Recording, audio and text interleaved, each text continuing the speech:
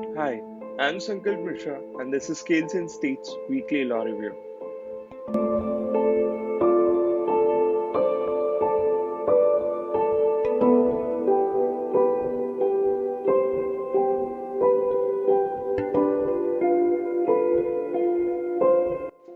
The Supreme Court has observed that the doctrine of contemporanea expositio cannot be applied when the construction placed by the contemporary authority is found to be clearly wrong or erroneous. While addressing this contention, the bench, comprising of Justices A. M. Khanwilkar and Dinesh Maheshwari, noted that the doctrine is embodied in the maxim contemporanea exposition est optima et fortissimo in lege, which means that the best way to construe a document is to read it as it would have been read when made. The Supreme Court has observed that the High Court cannot appoint an arbitrator, ignoring the procedure prescribed in the agreement between parties for such appointment. Setting aside the order, the bench comprising Justices R. Bhanumati and Ajay Rastogi observed Clause 19 of the agreement between both the parties provides a mechanism to settle the dispute arising between the parties by arbitrations in accordance with the rules of arbitration of the Indian Council of Arbitration. When the parties have agreed upon the procedure for appointment of an arbitrator, ignoring the same by the High Court in appeal arising out of the proceedings under Section 9 of the Act, in our view, was not right in suo motu appointing an arbitrator.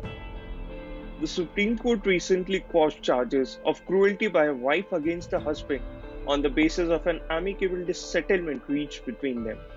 A bench comprising of Chief Justices S. A. Bobde and Justices R. Bhanumati held that considering that the complainant wife and accused husband have already compromised the matter, the FIR registered in the criminal case, which is under Sections 498A, 506, 323, and 406, stood quashed.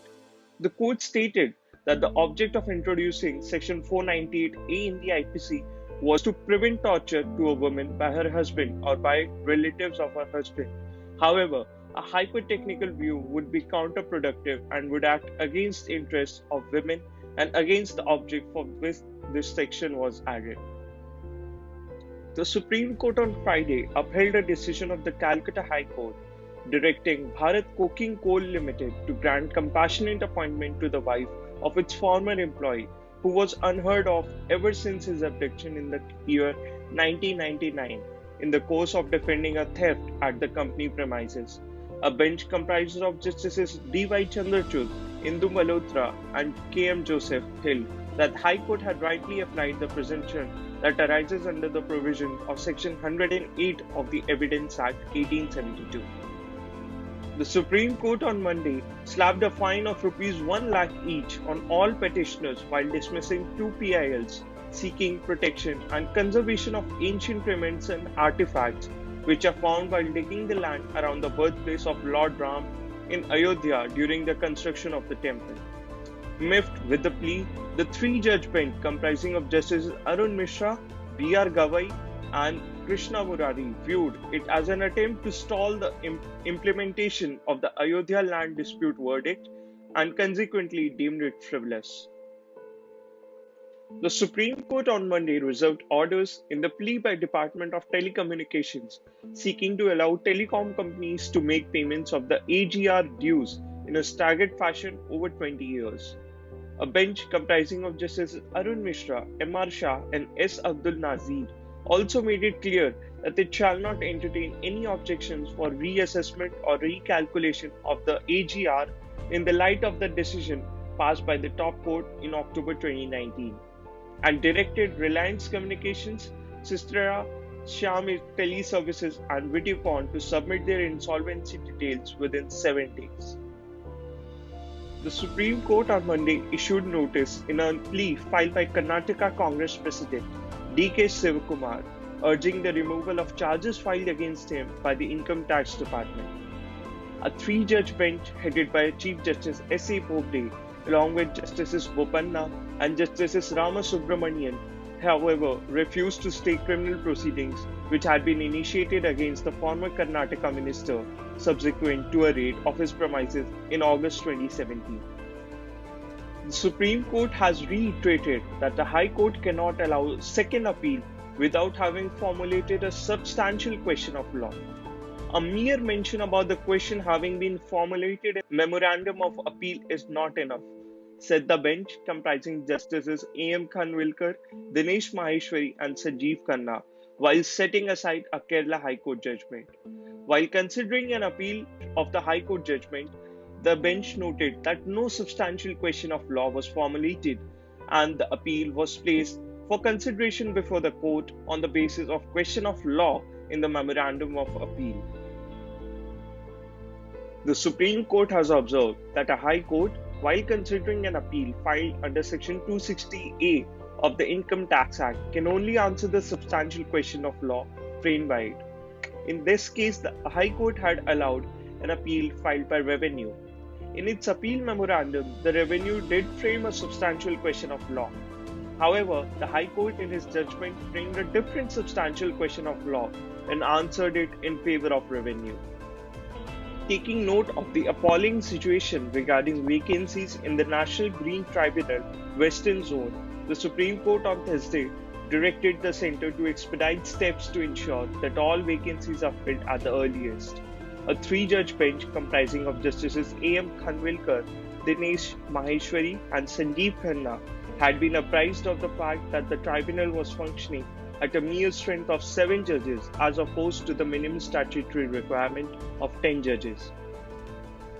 The Supreme Court has withdrawn to itself a writ petition pending before the Punjab and Haryana High Court, challenging a notification issued by the state of Haryana providing 10% vertical reservation for economically backward persons in general category in certain fields of public employment.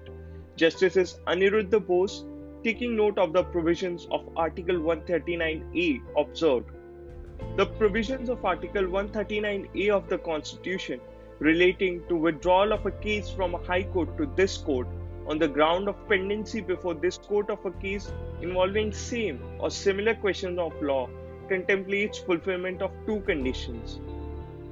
First, in the case pending before this court, the question of law involved ought to be the same or substantially the same as those involved in the case in the High Court, the withdrawal of which can be asked for.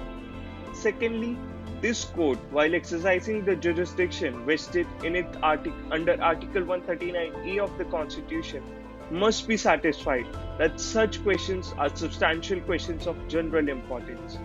Such satisfaction can be on this court's own motion, on application made by the Attorney General, or on the basis of an application made by a party to such case. The Supreme Court has reiterated that dispute for the purposes of Section 8 of the Insolvency and Bankruptcy Code must truly exist in the facts and should not be spurious, hypothetical, and illusory. In an order passed recently, the bench comprising of Justices U. Lalit and Vineet Saran reiterated the law laid down in Mobilox Innovation Private Limited versus Kirusa Software Private Limited. The bench was considering an appeal under Section 62 of the Insolvency and Bankruptcy Code against an order passed by National Company Law Appellate Tribunal, upholding an order passed by NCLT which admitted a petition under Section 9 IBC. The Supreme Court on Wednesday reiterated that advocates cannot practice any other profession and they are not permitted to earn a livelihood by any other means. We are conscious of the fact that the advocates are bound by rules which restrict their income only to the profession. They are not permitted to earn a livelihood by any other means. A bench comprised of Chief Justice S.A. Bobde, Justice A.S. Bopanna, and V. Ramasubramanian observed. The remarks were made during suo motu proceedings in the case concerning financial difficulties being faced by lawyers who are at a loss of work amid COVID-19 induced lockdown. Rules 47 to 52 of Chapter 7 of the Bar Council of India rules impose restrictions on advocates from taking up other employments.